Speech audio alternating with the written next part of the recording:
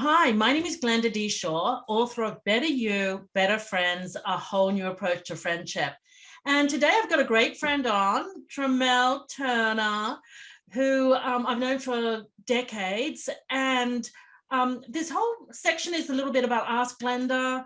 It's about friends who have friend challenges, and they know I've written a book on friendship, and the book is about challenges. It is about our challenges and what we can do to make these issues better, really, because it starts with us. Great friend starts with us. To be a great friend, to find great friends, you need to be a great friend. So Tramel and I have always been great friends, and you kind of came to me recently about a bit of an issue that you were having with one of your friends. Do you want to just kind of discuss that? Yeah, I had a friend. Well, I've been living here in New York now for 10 years, 11 years, but it's been kind of hard meeting new friends. But I did get attached to a friend that I work with, and we had a issue between he and the supervisor where I was sent out to QC a job, unbeknownst to me, but it wasn't a very good job. And I had to be the bearer of bad news to my supervisor and let him know, hey, this job isn't up to par. The job that your friend did, that's really hard. Correct. You're saying your friend didn't do a very good job. So Right. you went back and kind of said to the supervisor, what was said was done wasn't done. Right. What I found was a poor workmanship. Okay. So my friend thought that I was trying to throw him under the bus.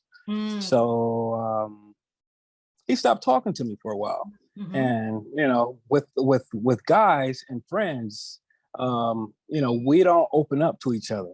We don't sit down and talk to each other and say, hey, I have this issue with you. Did this happen? Or we don't really try to clear things up. Sometimes guys just say, hey, he's not a good friend. I'll stop talking to him. And if he calls me, I won't answer his line. And that's kind of the impression that I was getting.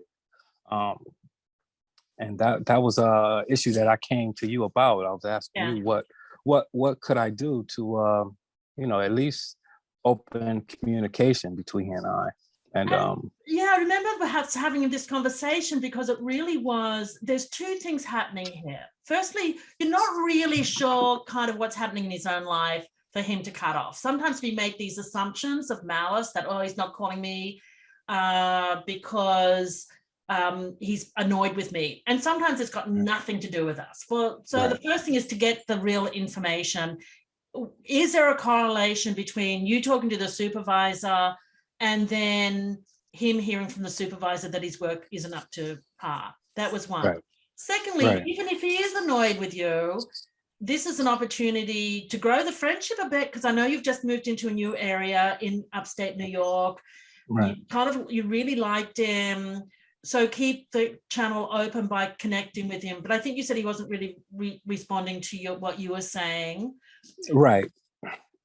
And then I'll go on. Go ahead. I'm sorry. No, I didn't mean to cut you off. And then the third kind of option for me is if the person is kind of telling porcupines about their work, that's a good kind of gauge of what kind of person this person is. Is it only at work? Is it some way he gets out of doing things? And is that someone you really want to be, building a friendship with? So there were the three kind of avenues we discussed.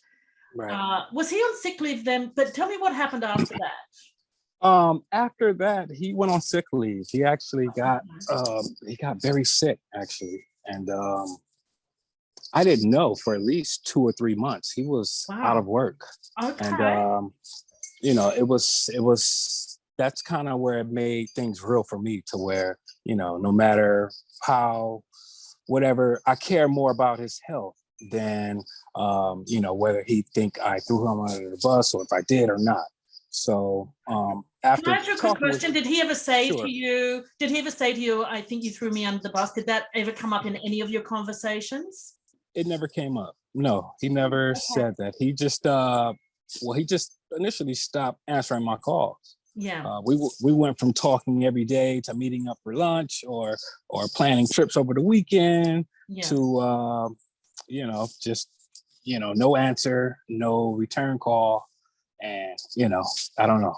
I start feeling weird as a guy.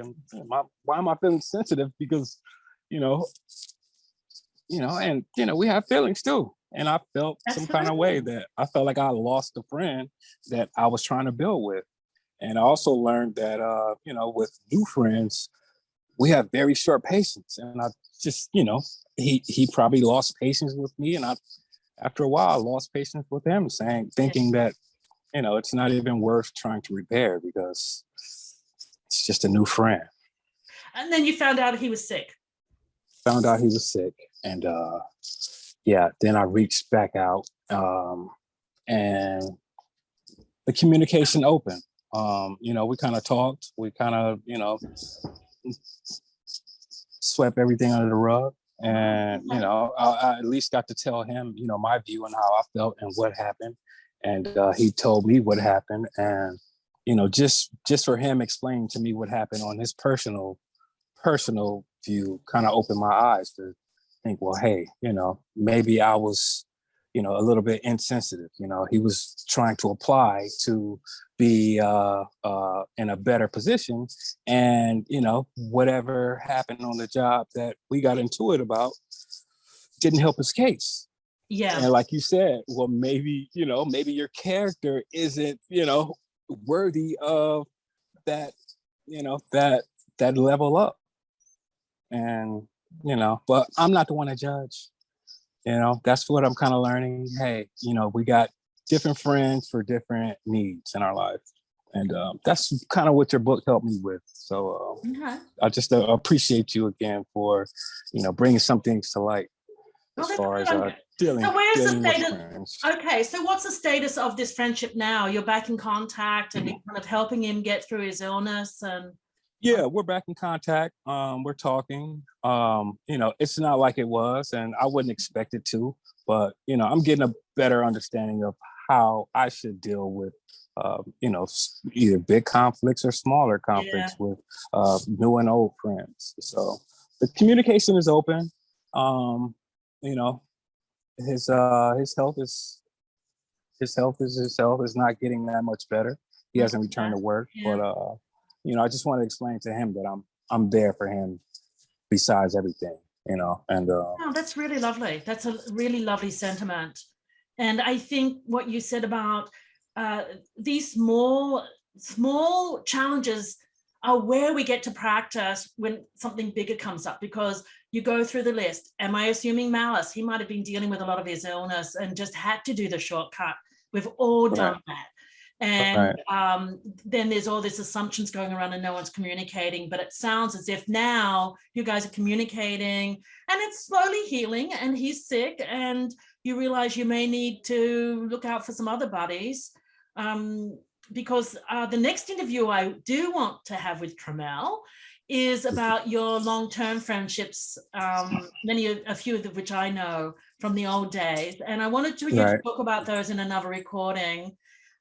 Just because I think you had a really good foundation for close friendships when you're quite young. And I think that is probably going to help you. I think establishing the protocols of good friendships and being loyal to friends and always backing up a friend really serves you later on in life. And I think that has really helped you be more patient with this person, this friend, than you might have been if you didn't have those close friends in your earlier life. So, yay.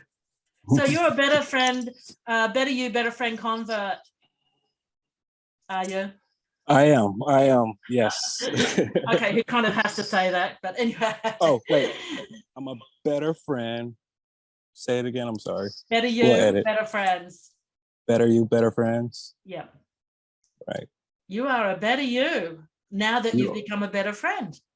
Oh, gotcha. I am there you go. a better me because I've become a better friend.